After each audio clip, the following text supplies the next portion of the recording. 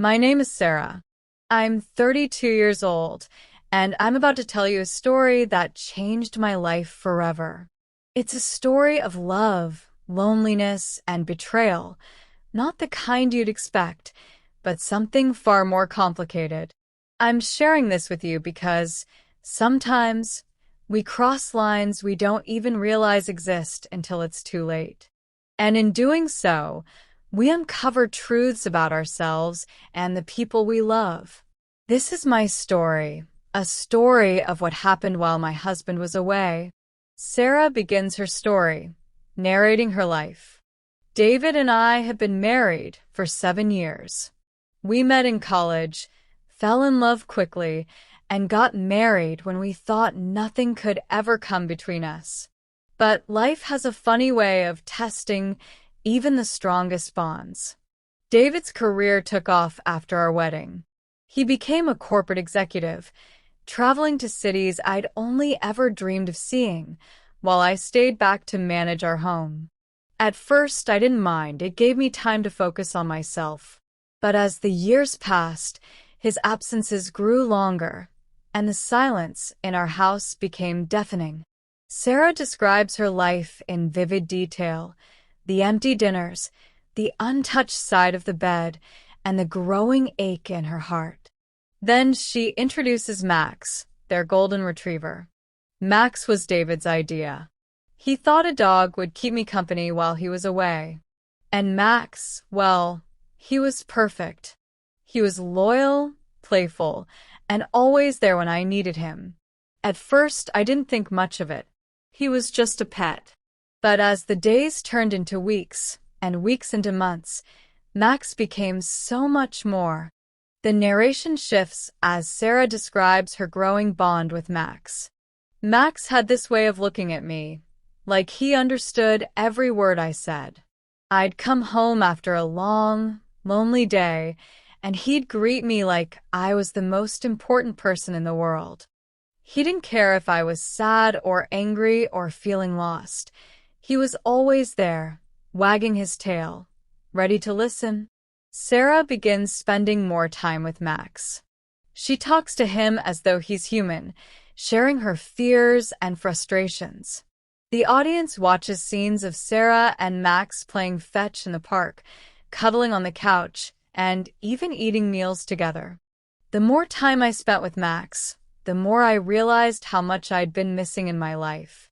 He made me feel seen, heard, and loved in a way I hadn't felt in years. But the more I leaned on him, the more I started to question myself. Was I using him to fill a void that David had left? Was this fair? To Max or to myself? One stormy night, Sarah receives a call from David. His trip is being extended yet again. As she hangs up, the weight of her loneliness feels unbearable. Max senses her sadness and rests his head on her lap. That night, as I sat there in the dark, I realized something I couldn't ignore anymore. I was emotionally dependent on Max in a way that felt wrong. He wasn't just a dog to me. He was my partner, my confidant, my everything. And I hated myself for it. Sarah struggles with guilt and confusion. The lines between companionship and something deeper blur, leaving her questioning her emotions. One sunny afternoon, while playing with Max in the backyard, Sarah hears the sound of a car pulling into the driveway.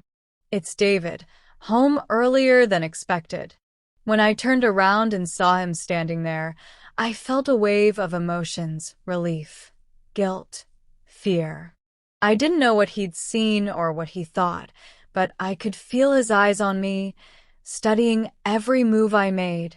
David notices the closeness between Sarah and Max.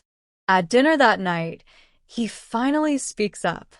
"Sarah," he says, his voice quiet but firm, "I feel like I don't even know you anymore. I feel like I've been replaced."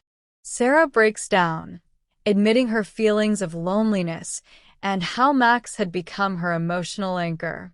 "I never meant for it to happen, David.